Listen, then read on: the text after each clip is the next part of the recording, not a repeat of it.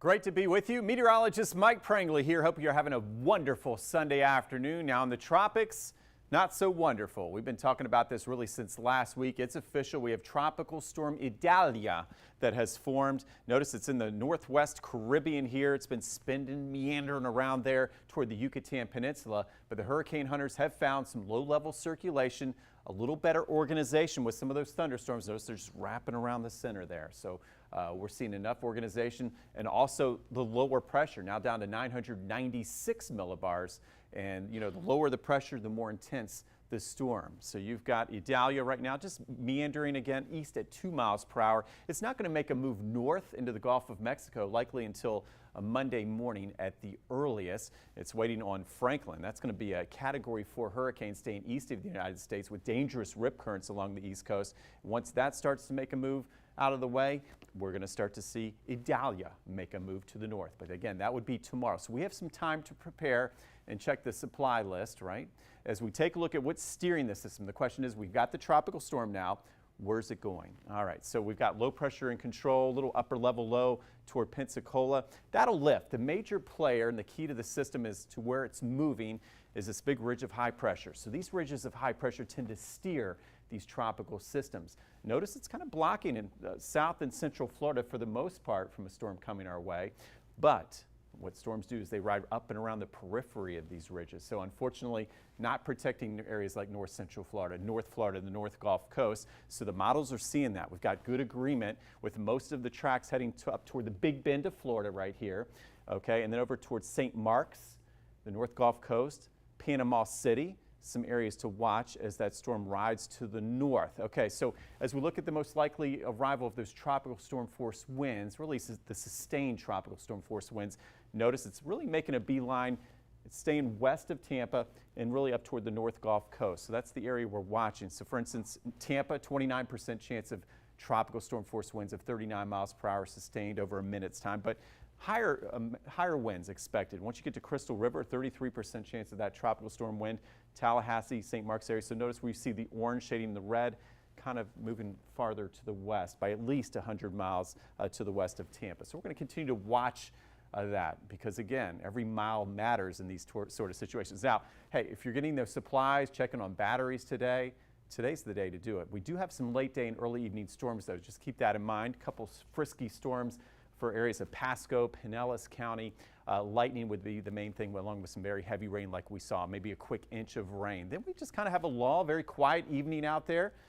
Okay, and most of Monday, getting the kids to school, not a problem. Okay, so you see the timeline, Monday 7:30. Okay, another hot one, temperatures in the low to mid 90s, but we'll see a few afternoon storms coming a little earlier. Okay, so notice along the I-75 corridor, we will see some pop-up storms as early afternoon, right around lunchtime. And then the big picture is this. Again, Tuesday, most of Monday evening. Tuesday, very quiet, but notice the winds shifting off to the southeast.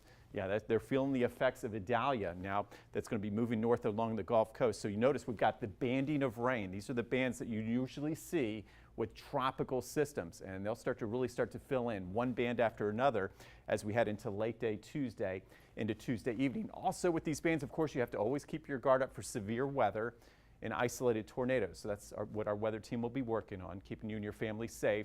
And then as we go through Tuesday night, okay, so notice 9:30, we're seeing yet another band, and these bands could become a little bit more significant, okay, as that system, as Idalia could actually be a hurricane, a Category 1, as we go into Tuesday night into Wednesday, making a move toward the North Gulf Coast and the St. Mark's area.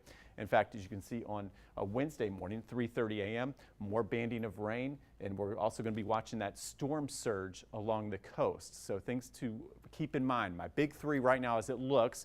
And again, as we get a better handle on the track, as we get closer, we'll continue to fine-tune this. But what you need to know, tropical storm conditions will be likely Tuesday afternoon and evening through Wednesday morning.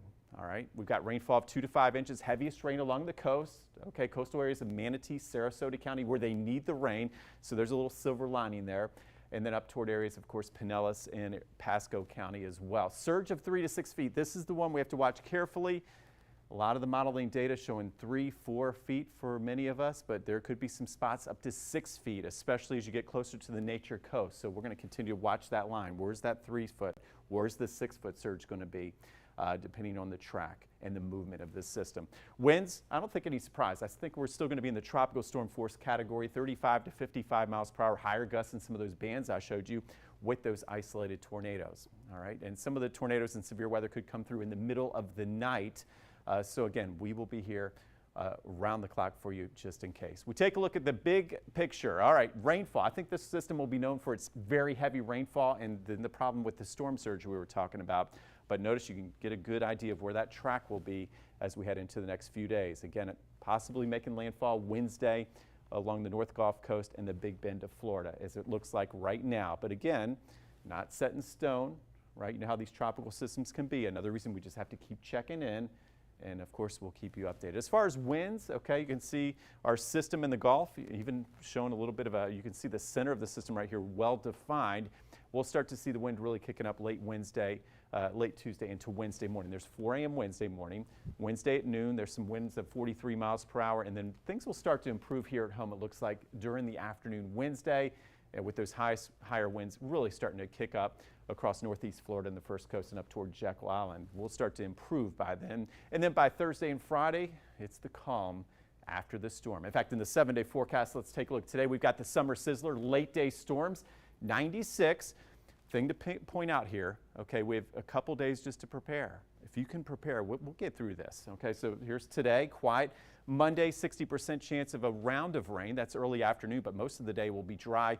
And then most of the wind and rain with this system, with Idalia, would be Tuesday and Wednesday. And notice, yeah, plenty of wind, rain, and temperatures only in the upper 80s with all that rain around. And then improving conditions for Thursday and Friday. So of course, stay with our weather team. We're going to keep you informed, prepared, and connected, and also calm. We appreciate you.